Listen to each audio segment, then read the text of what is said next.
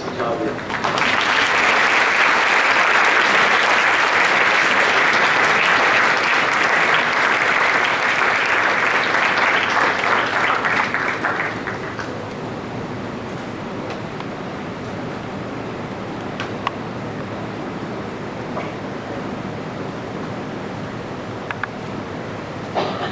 Good morning to all of you. You are remarkably disciplined and patient. Professor John Burgess, thank you very much for an excellent, really comprehensive report on the activities of the college. There are few jobs as head of an educational institute in India that is as publicly scrutinized as the job of the principal of St. Stephen's College. There are few institutions whose success is so deeply desired because it makes us believe in the permanence of excellence in our changing world. I've heard about your vision and efforts to build on the extraordinary legacy of this college and to make it relevant for our times. Thank you and congratulations for that. To the members of faculty, as we call them here, the senior members of college, congratulations on a year of an astonishing output that I just heard about.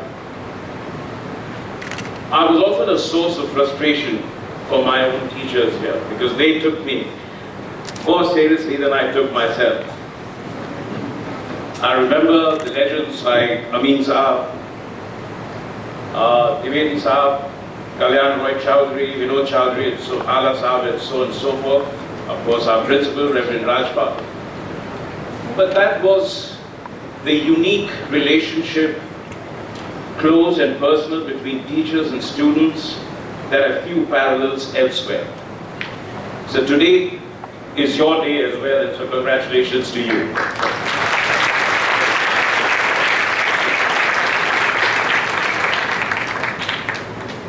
To the proud parents who are here from all over the country, for all your struggles, sacrifices, and support and sleepless nights, this is your day as well. Congratulations to you as well.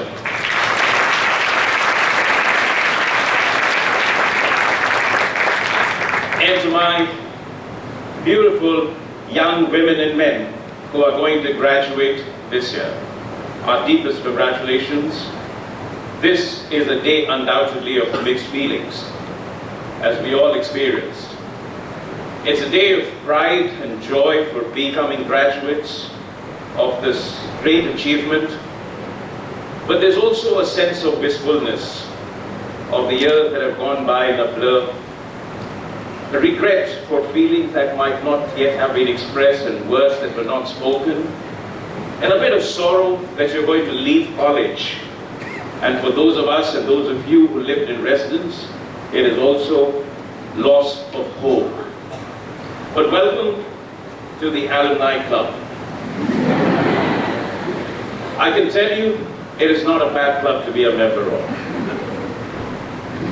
It is a really strong network built on the invisible bond of shared experiences across the ages. And you will discover that across the world, in different settings, someone will come up to you and ask you that famous question, are you from college?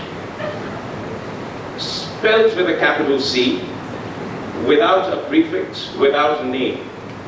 And for those of us who have been through these gates, in that moment of self-evident reference to this college, a new bond will be formed.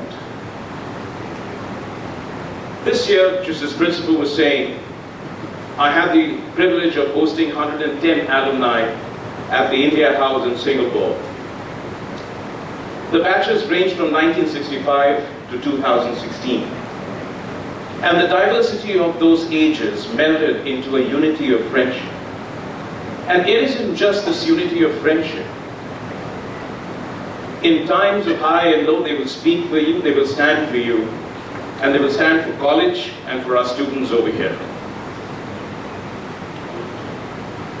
to Professor John Burke's parents, members of the faculty, and dear students.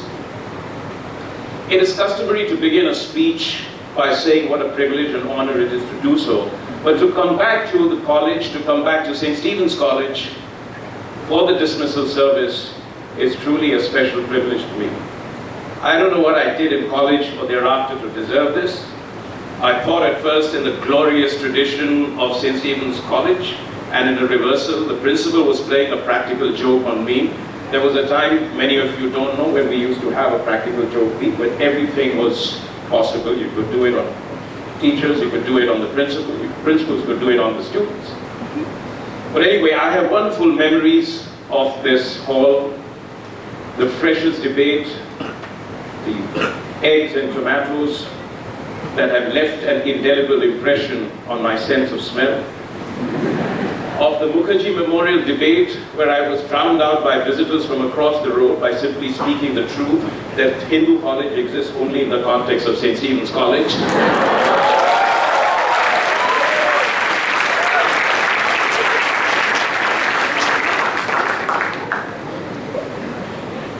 And of course, there were assemblies, there were examinations, but there were also very thoughtful debates, there were excellent theater, great music, and that is what made this hall and this college so special.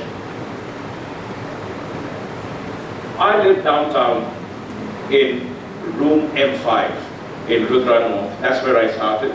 But the proximity to the library and the presence of day skis who treated that as a waiting room before going into the class made me flee to the suburbs, where I found the farthest room in college, R8, where it was easy to dodge the register at night, and it was difficult to find one's way to classes. And the GPS in my mind always navigated me towards the cafe rather than to the classroom, where in an accurate assessment of my payment capacity, a cup of tea would be placed before me, and when I asked why I was never asked what I wanted to eat, the gyp told me very affectionately, "That's all you can afford, sir." And outside, of course, we have that redoubtable Sukhia and Rohtas's dhaba. No life here in college was complete without it. And they maintained the credit record with such a zeal that if our banks today had followed it, we wouldn't have the kind of defaulting loans and stress assets that we have today. It is, of course, also April, and when T.S. Eliot wrote that April is the cruelest month, he probably had us in mind, not just because you are sitting here wearing black gowns, but this was the month that reminded us of why we were in college, which is to write exams. But for those of us who were in residence, it was also the heartbreaking thought that we were going to be away from college and to the rigors of home for 2 months before we returned to college, and that was really something that we dreaded at that time. So for all the lightness of our existence, we learned a great deal from college, and as much from each other, and from that extraordinary legacy of traditions and cultures, which is the defining value of St. Stephen's College. It would be irresistible temptation, of course, to keep on going about down the memory lane, to speak about the changes, to speak about then and now, but also of the reassuring continuity that is written into the brick walls of this college, which holds for each of us treasures of memory like a library of autobiographies of Stepanians. But I'm here to speak to you about your future, about the future that belongs to you.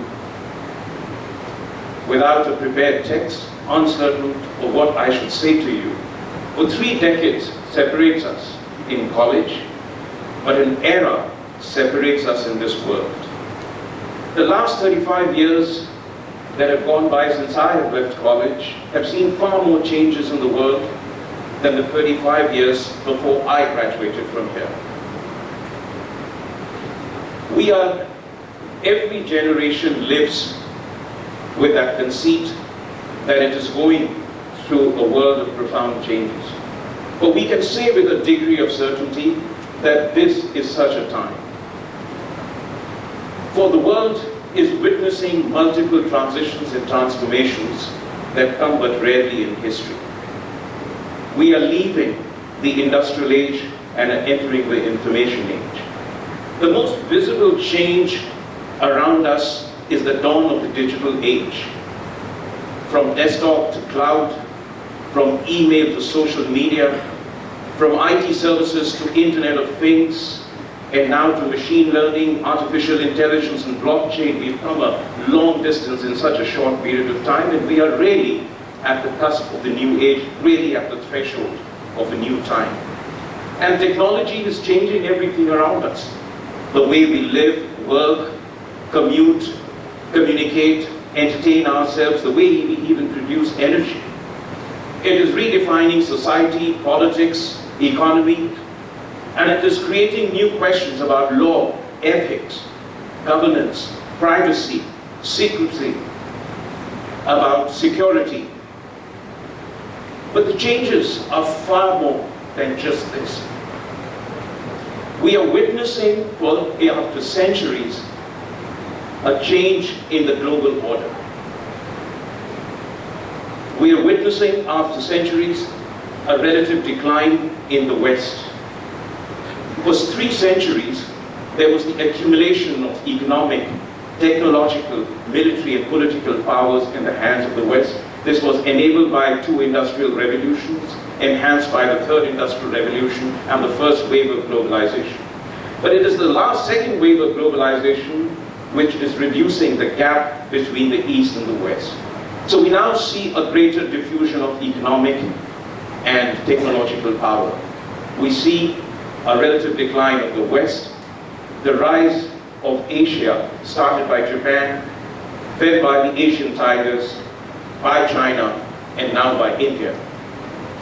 For the first time in 3 centuries, the largest economy in the world will not be an English-speaking, Western, liberal, democratic, market-driven. And that must mean something for the world. And as this power shift is taking place, as the center of gravity of global opportunities and challenges are shifting towards the East, the order, the institutional structures of the world, from WTO to the United Nations, the foundations are being shaken. And the global trade on which so much of the world economic system is based is caught between integration and fragmentation. But more than the change in the hard power, there is also a visible change taking place in the soft power. Because along with the hard power, the West also helped shape global norms, governance structures, political values, and social systems. But now we see that it is under retreat even in those Western countries. The countries that built and managed that international order no longer find them attractive. So you see the rise of populism, nationalism, anti-immigration, anti-globalization, anti-migration. And this is the power of the West to inspire, incentivize, or even coerce is coming down. The Western liberal order is no longer associated with prosperity and progress alone. And so you will see a world that will be made up of many centers of power with competing values, cultures, and traditions. And this is taking place even in the developing countries. Because many countries, and they gained freedom, adopted, at least as the initial aspiration, the Western model of governance based on the idea and assimilating of people based on values and not on identities. But we are beginning to see that that fabric is fraying, is under stress, both on the border and within. And we see the rise of identities triumphing sometimes over values, feeding of social and economic inequalities, and magnified by the unimaginable power of social media to amplify stereotypes, disputes, and discords. India too is undergoing a massive change at an unprecedented scale.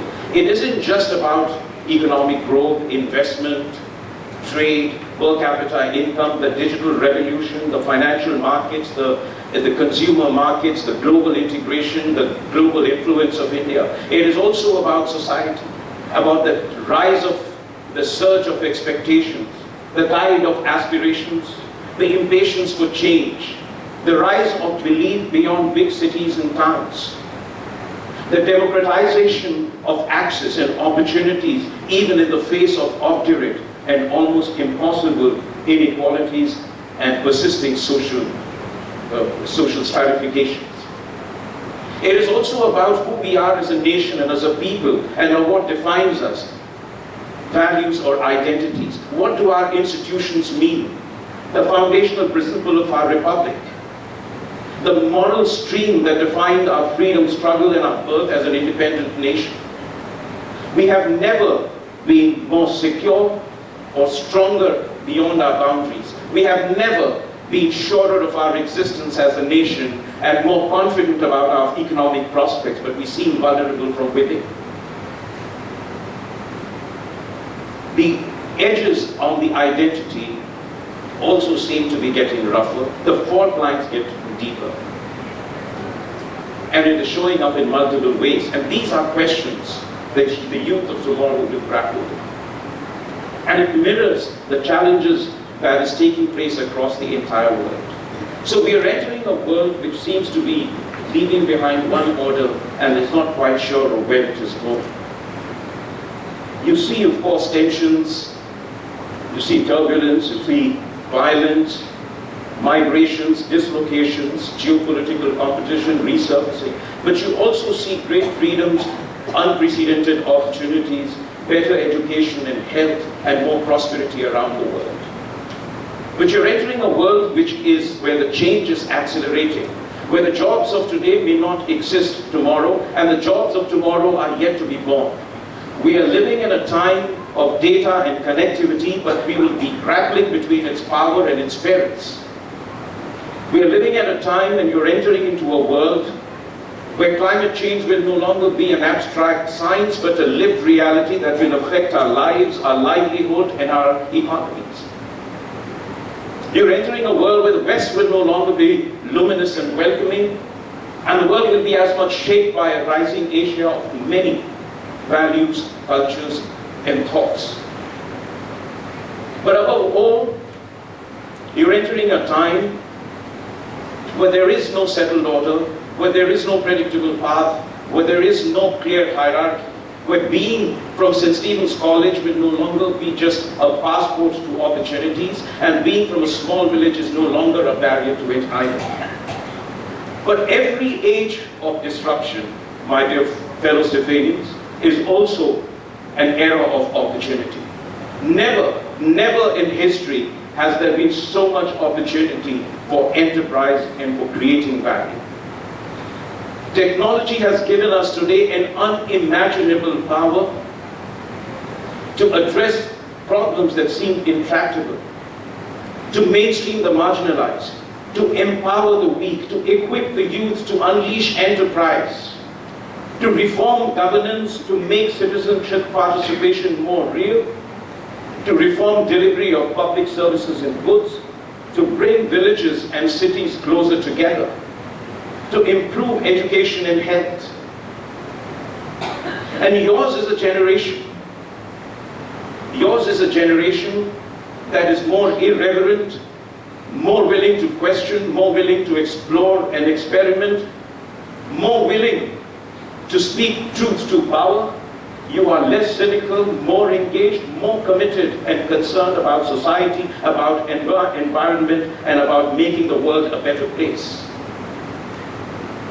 You have the gift of self-belief and the power of innovation.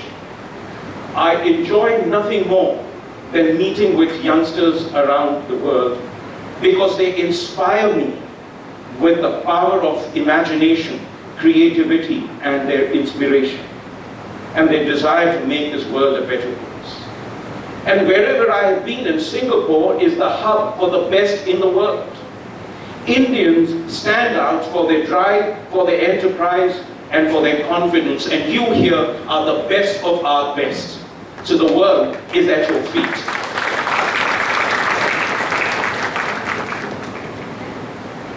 I'm not here to tell you what path you should take. Whatever paths you will choose, you will do well. And I hope you will choose them with greater imagination, diversity, and creativity than our generation did, simply because you're better equipped for it and you have more choices. But I hope the choices that you will make will also help us have a better world tomorrow. And I hope many of you will go on to become job creators and not job seekers. And I also hope that some of you, at least, will consider civil service as a career choice. Because it is still unparalleled in terms of its diversity, in terms of its richness, depth, and range. And there is boundless satisfaction and pride and joy if you see that as a means and an instrument to serve your people and your nation, and not just as a path to entitlement and privilege. And while much is made about the constraints of bureaucracy, I believe that bureaucracy and enterprise are a state of mind, not characters of organization. I can speak for Foreign Service. I can tell you that the future of India is critically dependent. Its economy, its security, its place in the world is intricately linked to the outside world, and therefore to the role of our diplomats. And it has been a great privilege to me to serve our country, a rapidly transforming India in a changing world. And I hope that, as has been the tradition in our service, that many of you would join our diplomatic service, and we'll have a continent full of ambassadors from St. Stephen's College once again. But whatever path you choose, there are three sets of attributes that will be always important for your success and for your satisfaction and for your leadership in this changing world. These are your attitude, your skills, and your values. Attitude to me is the most important thing. No matter how well you did at college, no matter how poorly you performed here, the right attitude will get you where you want to be. That means you must have passion for what you do, or do everything you do with a great sense of passion. Continue to believe in excellence in everything, not just the big things you do, the exams you write, but also in everything that you do in an ordinary day. Focus on quality. And quality is not something about high technology. Quality is about habit, about being able to consistently deliver on promise. And no detail is too small to be left unattended. Keep paying attention to every little detail. Set your standards to global standards. Every country has progressed by basing itself to be the best in the world. And keep pursuing new paths, keep looking for new directions, because you don't reach new destinations by walking on old paths. Innovation is something that you must pursue on a daily basis. Again, innovation is not about technology. It is about application of technology to bring good to human beings. It is about changing the way you do things, the processes. It is about doing the same thing better, more efficiently and more effectively. And it is something you must continue to ask yourself every day. Am I doing this as well as I could? Can I do this better? Can I make this better? That is extremely important. You must also have within yourself a sense of joy for what you're doing. And do it for the purpose for which you are doing. Don't think, if I do this, I'll get somewhere or I'll get this reward. It sounds like old philosophy from Bhagavad Gita, but believe me, it really does make a difference to the enjoyment of what you're doing. If you say, I'm doing this and I'll do it with a complete sense of perfection, complete sense of fulfillment. And remember, you must have that sense of resilience. There are times you will succeed. There are times there will be setbacks. But remember, everything is transient. Don't get too swayed by success. Don't get too much into despair by temporary setbacks.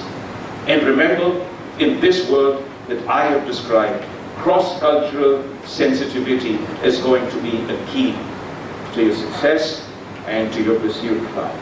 Cross-cultural sensitivity within India, cross-cultural sensitivity across the country. The second set of attributes that you must have is skills. I do not mean the skills that you will perform specifically to your jobs. I mean skills. First is critical judgment. In this age of information and disinformation, deluge of facts and fiction, it is going to be very important for you to sift between them, fact and fiction, fake news and real news, information and disinformation, the relevant information and the irrelevant information, and to base your judgment on that in every situation. Communication abilities. It isn't just about speaking. It's not what you want to say, it's about the ability of getting others to hear what you want to say. That is the big difference in communication. It is about collaboration and working together as team players. It is about creativity. It's about visualization of what you want to do. It's about the exercise of imagination in every little thing that you, that's the skill you must develop. Agility and flexibility. Because remember, that in this changing world, there is nothing bigger recipe for disaster by believing that what you have succeeded in doing or what has brought you success so far will continue to bring you success in the future, which is why I say that every success contains within itself the seeds of failure. So agility and flexibility to respond to this rapidly changing world. And you must remain continuous in learning. There are three types of learning that I think are very important. One is that lack of you should never have a sense of complacency that I studied in. Continue the process of educating, re-educating yourself. You must also have a sense of digital learning. Not everyone is going to write codes or develop new chips. But you must have the ability to understand where this world is going and how you can harness technology for the good. And it doesn't have to be somebody who studied science, someone who studied literature, philosophy, Sanskrit, Hindi, history. And the third important area of learning is multidisciplinary learning. I was a student of economics, but today I rely so much on studying history, philosophy, and sociology that sometimes I feel I would go back to college and start all over again with reading various subjects. I continue to try and grapple with the mysteries of science because it is important for our work. And remember, finally, you must travel within India, and I would say increasingly towards the east, because that's going to be, as I said, the center of gravity of global opportunities and challenges for the future. And if India is to lead the world, you have to be equipped to deal with the world to our east. And let me finally come to values, because whatever you do, you are not complete without a sense of values. And this is what we have learned here in college. You must always work with a sense of integrity and ethics. Integrity not just in financial terms, intellectual integrity, integrity of purpose, integrity in terms of hard work, and with a sense of ethics. You must have a sense of fair play and justice. Respect and dignity for everything that others do, the person who serves you a cup of tea to the person whom you are reporting to. You must have compassion and sensitivity with every person you are dealing with every situation.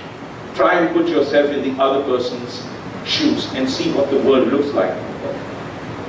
You must develop constantly a sense of inclusion, promote harmony, embrace diversity, celebrate pluralism. That is the world, that is how nature defines this world. You go out and see in the forest, it is not defined by anything other than perfect balance across unbelievable diversity. And that is the world you will have to create. And you don't have to be a human rights lawyer, you don't have to be an environmental activist, you don't have to be a policy maker, but in everything that you do, every day you can practice these values and the world will be a better place. So my fellow civilians, let me say this in conclusion, that you are not just graduating from college, you are graduating into adulthood. You are leaving a world that has nurtured you into a life that you will have to nurture. You will have more freedoms, more responsibility, more choices.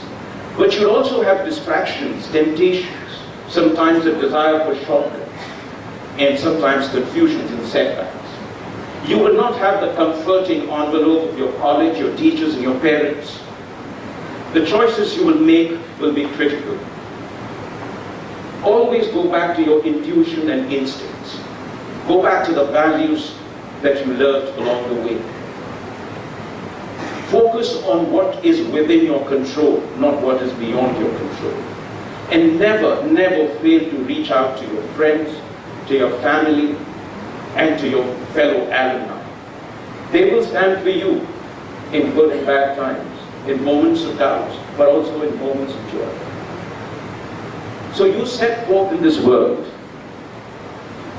with the dreams of your youth, with the hopes of your parents, with the prayers of your elders, with the blessings of your teachers, with the good wishes of your friends, with the expectations of your nation, and above all, with this extraordinary heritage and legacy and tradition that defines our college. Each of you has the opportunity to be a leader, to think and dream beyond your own future, to touch the lives of others, to build a more happy, harmonious, and a hopeful world around you, to work for the welfare of your people and the progress of our nation, for an inclusive society, a peaceful world, and a healthier planet. Each of you can be the red star that becomes the lone star that navigates the others, that helps others navigate through life. Each of you in yourself can become the Lal Sitara, the red star that becomes the brightest stars on our firmament. So God bless you, and thank you very much.